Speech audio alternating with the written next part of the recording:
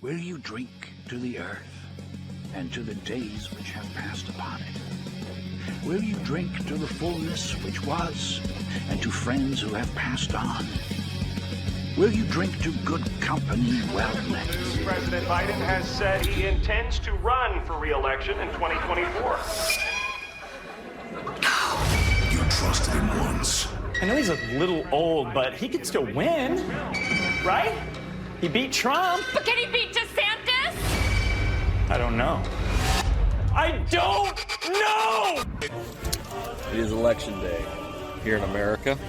Beautiful November Tuesday. As I stand in my small town in front of our war memorial with a list of names of people who have served, some who have died. These are the people who answered the call to be able to defend our ability to be able to do what we're doing today. So sometimes it might seem like it doesn't matter, but it mattered enough for these people to do. So God bless America. Semper Fi. All right, so here we are. I am getting everything set up for the election results today. I have multiple tabs on the laptop. Right now we're watching Steve Bannon's War Room Pandemic, getting things warmed up. We'll probably try Real America's Voice live election coverage if that doesn't work because it's only on the internet. We'll probably go to Fox News or some other legacy media just depending on how bad their coverage is. We'll just have to see as it goes. It's a new time in politics where, I don't watch legacy media anymore. I watch stuff like this.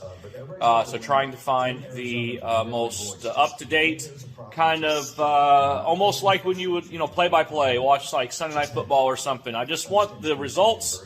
This person said this is what's going on. I just want the news.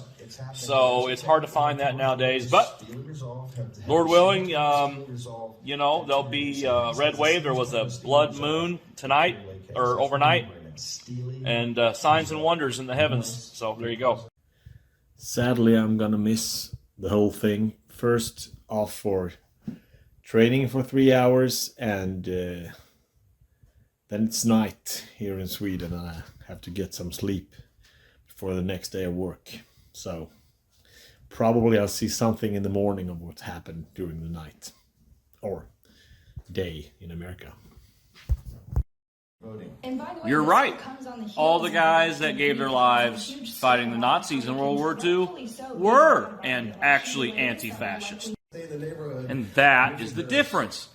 They were fighting actual fascist people. And Antifa now is fighting to take down the very country that those people built.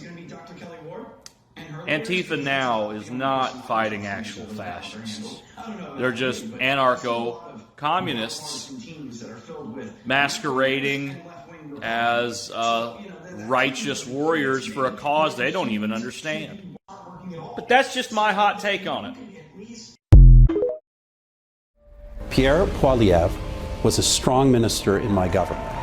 In the past several years, a lot of the groundswell of support for the new conservative leader here, Pierre Poilievre, who's likely to be the new next prime minister, God willing, is that there's been a big swing by younger working class people to the Conservative Party. And that's certainly something, that's always been a big business party in Canada. This is definitely a new thing. And so, yeah, as you said, it's happening in the UK and the US as well. It's so interesting, because hypothetically, the left stands for the oppressed and the voiceless, and yet you see a migration of working class people to the Republican Party, especially young men, which sort of belies the idea that the left, the left historically, at least insofar as it had its roots in the labor movement, I think was sporadically at least a genuine voice for the labor movement. But the fact that all the working class people are stampeding over to the conservative side seems to indicate in some fundamental sense that the left has lost the plot.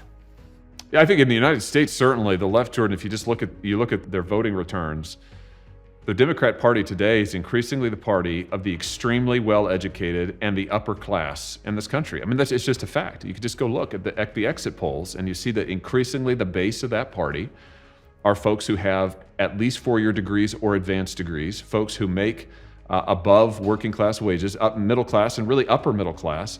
That is the base now of the Democrat Party. And this gets back to the cultural stuff. That segment, and it's an increasingly narrow segment of American society, they tend to buy into all of the leftist stuff about how systemically unjust America is.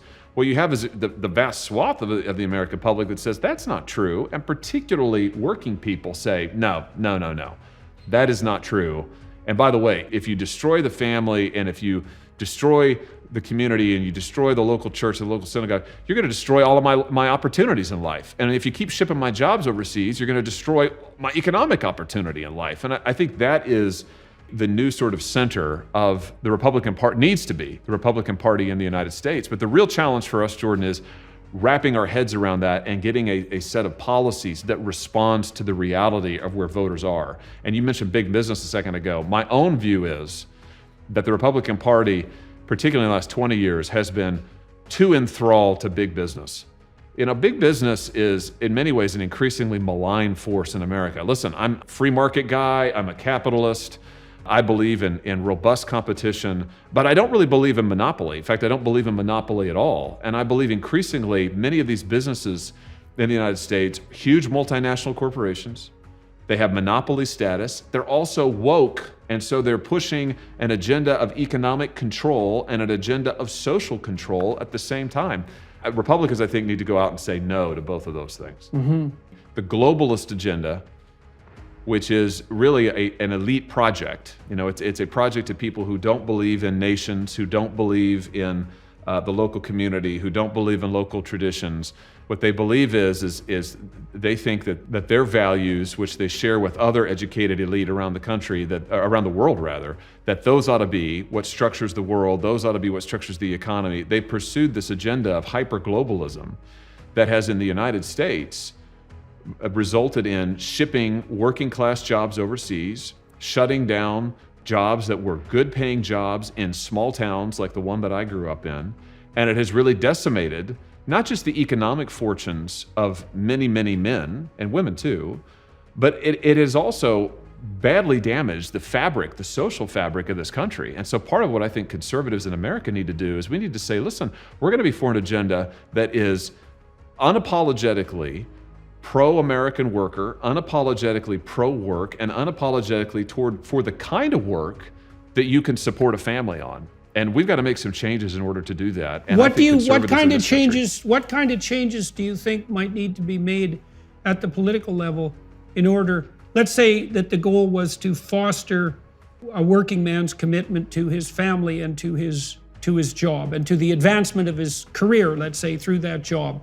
What sort of transformations of policy do you think might be helpful at the level of detail to facilitate that kind of vision? Yeah, I think the first thing is we've got to be able to give that man some prospect that if he actually will if he'll get a job, if he'll commit himself to work, if he'll show up, as you said, and he'll invest himself, that he'll be able to support himself and to advance. In order to do that, Jordan, we've got to get jobs back into the United States of America where we actually produce things and make things, where a guy who does not have a college degree, and listen, only 35% of Americans have a 4-year college degree or more. Right, and a women. decreasing percentage of men are going Correct. to have that as well.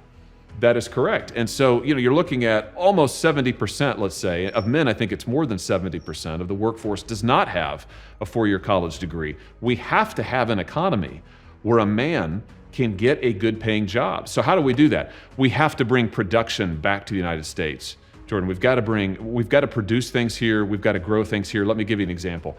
The average salary of a manufacturing type job in the United States, of a production type job, a year or two ago was $22.50 was the average hourly wage, $22.50. In retail, the average hourly wage is like $13.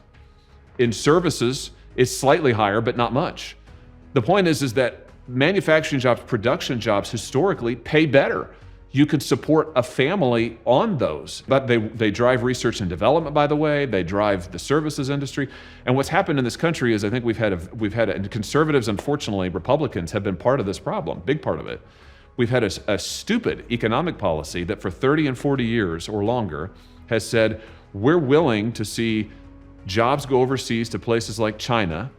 We are willing to trade away our manufacturing and our production of all kinds, whether we're talking about precision tooling or whether we're talking about advanced farming. We're willing to see those things go away in order to get more cheap stuff from overseas and in order to build up a services and Wall Street driven economy. I think that has been a fundamental mistake.